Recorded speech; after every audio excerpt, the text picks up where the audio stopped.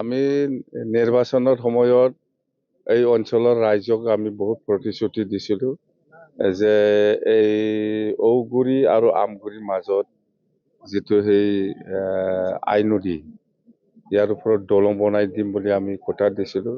ৰাইজৰ ওচৰত বাৰে বাৰে কথা দিয়াইছোঁ। সেই হিচাপত আমি আজি আসাম মালাৰ যিটো 25-26 আসাম মালা আণ্ডাৰৰ যিটো পইচা সেইটো দি আমি ইয়াত ঔগুৰি আৰু আমগুৰিৰ মাজত দলং আমি উদ্বোধন কৰিছোঁ।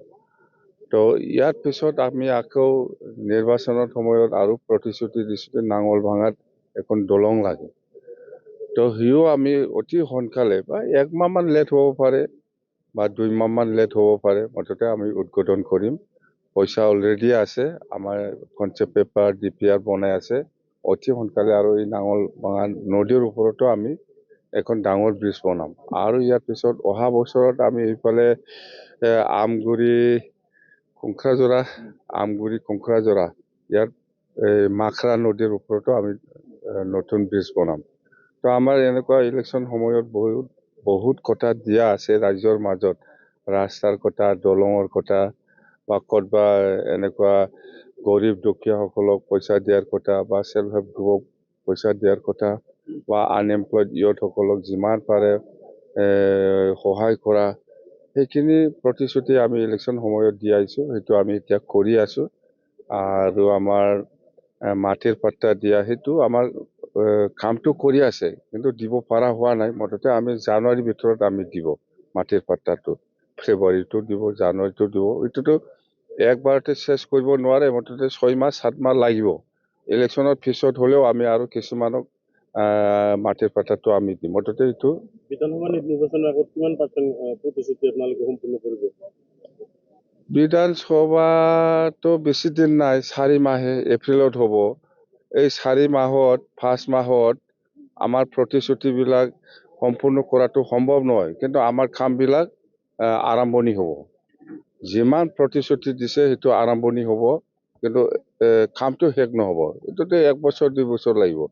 কিন্তু আপুনি চাওক, গৰীবসকলক পইচা দিয়া সেইটো আৰম্ভ হ'ব, সেল্ফ হেল্প গ্ৰুপক পইচা দিয়া সেইটো আৰম্ভ হ'ব, বা ইয়থসকলৰ গ্ৰেণ্ড দিয়া এইটো আৰম্ভ হ'ব।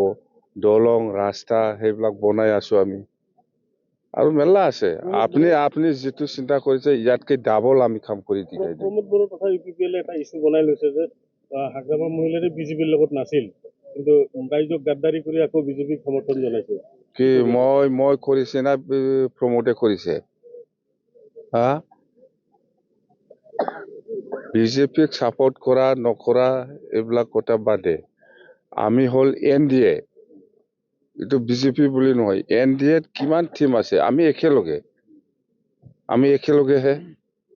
কোনোবা দলক ছাপোৰ্ট কৰা নকৰাৰ কথা অহা নাই। NDA হিচাপে আমি কাম কৰিম, বাছ। প্ৰমোদতো এতিয়া ৰাস্তা নাই, ক'ব এইবিলাকে ক'ব এই এছেম্বলিত যা। আৰু বিধানসভা নিৰ্বাচনত চিট শ্বেয়াৰিং কেনেকুৱা হ'ব? চিট শ্বেয়াৰিং সেইটোৱে কয়, NDA হিচাপে আমি কাম কৰি যাম। BPF হিচাপে কিমান চিট পাব, AGP হিচাপে কিমান চিট পাব, BJP হিচাপে কিমান চিট ল'ব, আৰু মেলা দল আছে। আমাৰ মাজত আলোচনা কৰি পেলাই য'ত যেনেকৈ খেলিব পাৰে ইয়াত আমি খেলিম। আৰু চৰকাৰ NDA কৰিব। অসমত NDA কৰিব? NDA নকৰে কোন কৰিব?